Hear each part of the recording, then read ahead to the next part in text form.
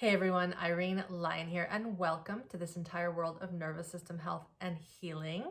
And today I am going to dive into what I'm sort of terming some holiday tips or tips for our nervous system during the holiday season. I don't love making season specific videos, but I'm gonna do it because we got a question in from one of our students. Her name is Kaitlyn. She submitted a video asking some advice. And I figured what a great way to A, answer a question from a student, and also B, provide some information to all of you out there. Now, I will play it. She's given us permission to play it for you. Bear in mind that Kaitlyn, is currently in one of my courses, the 21-day nervous system tune-up. I know many of you have just started this because we just did a cyber sale. Thank you for joining if you have.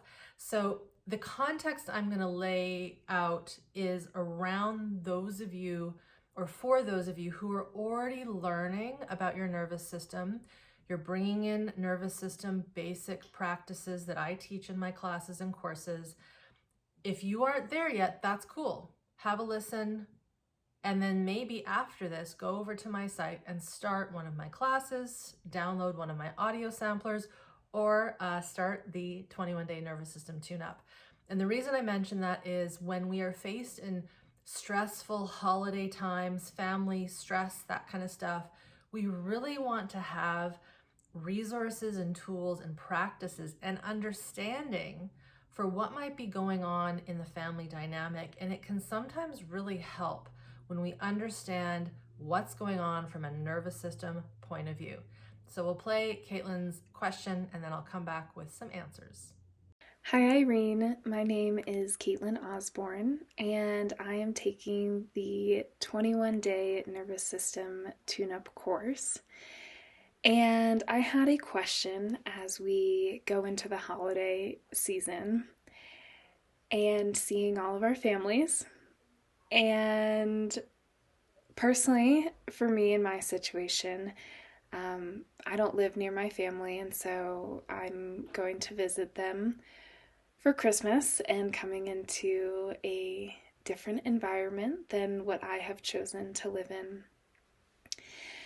And my question is, do you have any advice, tips, and tricks, and wisdoms as the holiday season is upon us and we go into family situations that, again, for me, are very stressful, and my family is really high strung and they've normalized this a lot. So, I've tried to have conversations about the learnings that I've had in this course, as well as other things that I'm working on in my life, and it's kind of just brushed off, not taken that seriously. And it's more the mentality in my family of just push and power through, and just that normalization of everyday stress. And so for me, I'm in a totally different environment that is very helpful for my healing process, but going back in to that stressful environment, I am wondering how to work with it. And I've read the 7 steps to de-stress, so bringing that into it. But I just wanted to ask the question if there was anything else you recommended as everyone goes to their family and goes into different environments that maybe don't support them the best. All right, so the first thing I am going to put out there, I am not saying you should follow this, Kaitlyn, or anyone listening to this, but it's just the first thing that came to mind when I watched your video and I considered the potential stress and friction and misalignment with this family system of yours. Do you have to go? Do you have to go?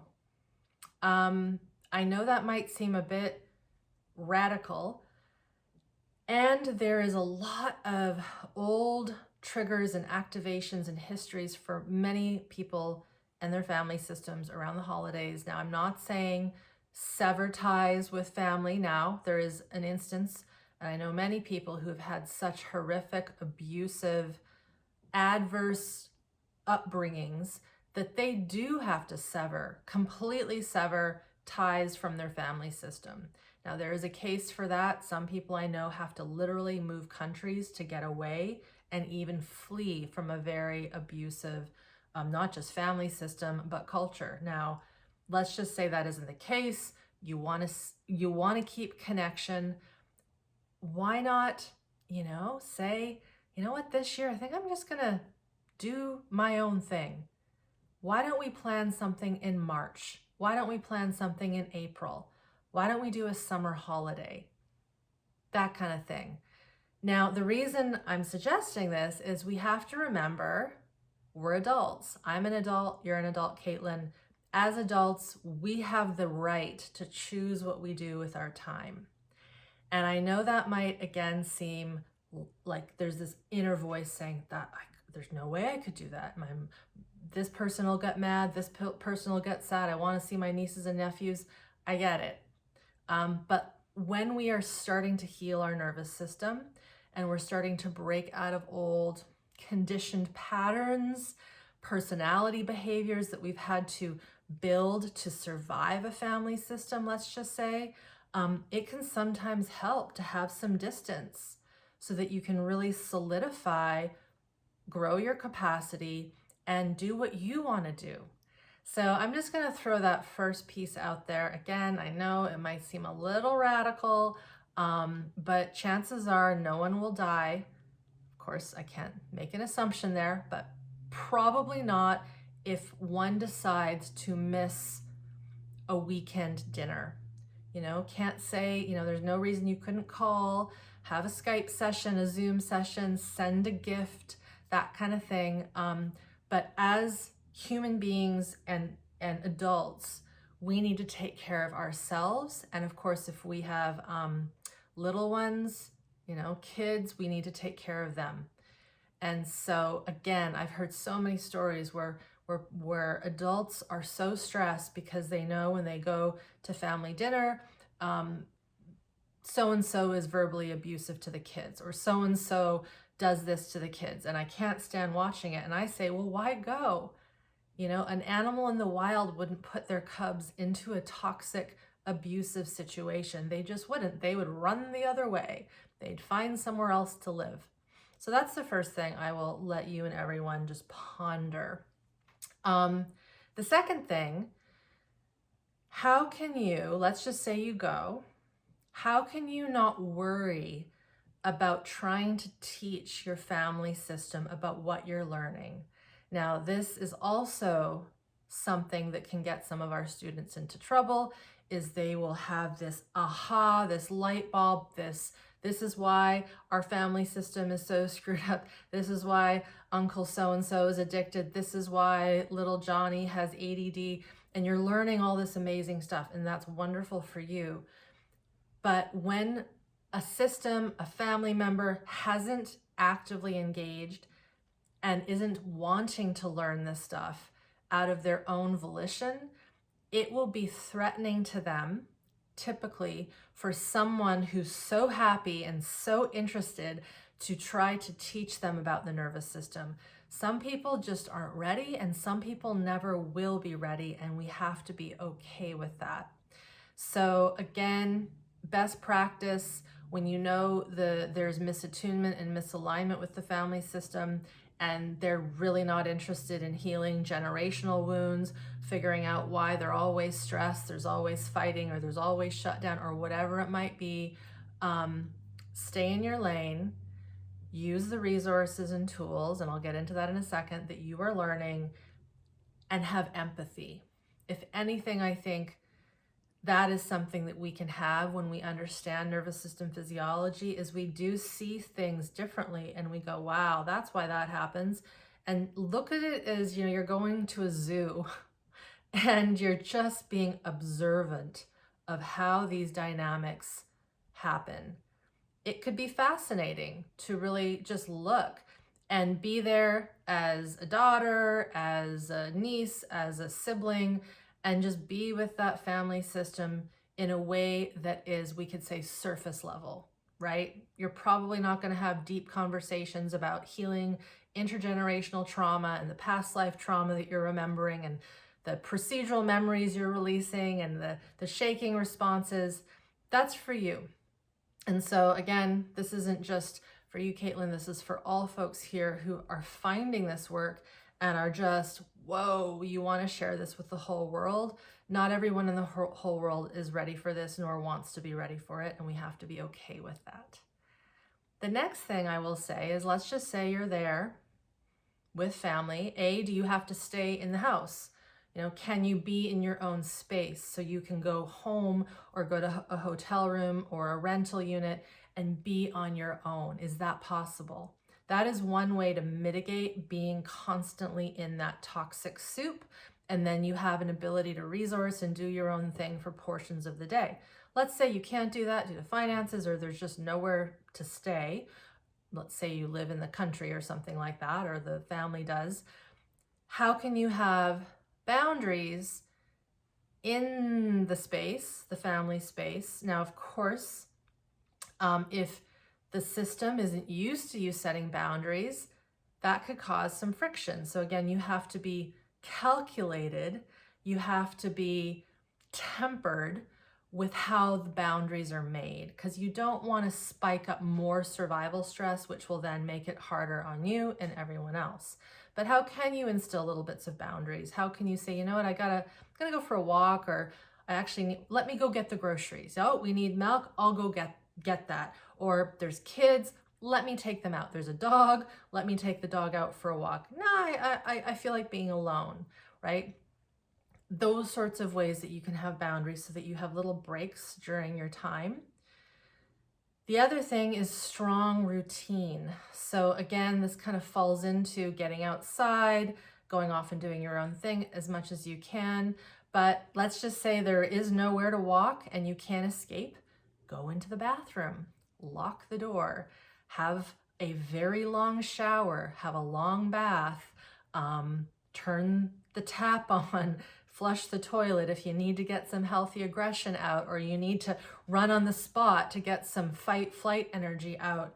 How can you have little breaks where you get creative and you keep releasing, as I say in some of my analogies, the balls from your swimming pool? For those of you who don't know that analogy, it's my famous swimming pool and beach ball analogy. It's from one of my videos called Healing Trauma. We'll pop that near here.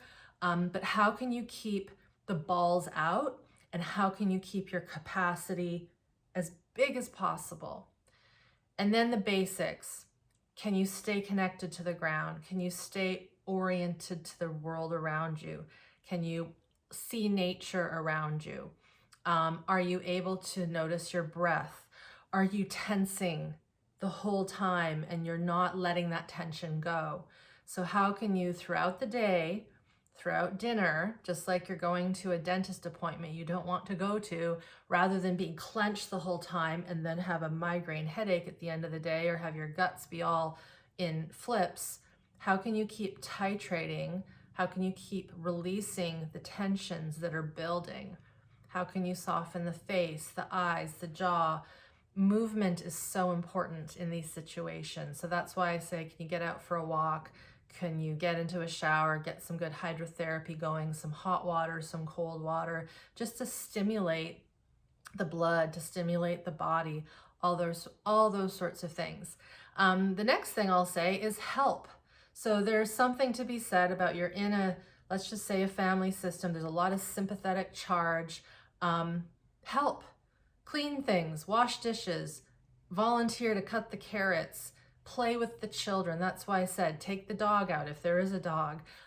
Ask, is there anything I can do that you might need help with, right? And it's possible that, your family system are all martyrs and they don't want you to help and do anything like that. And then you can't push that. But is there a way that you can be active and a little more busy, but not in a way that's frantic and anxious, but just to keep that sympathetic going a little bit, but then you want to make sure that you have downtime so that you don't burn out.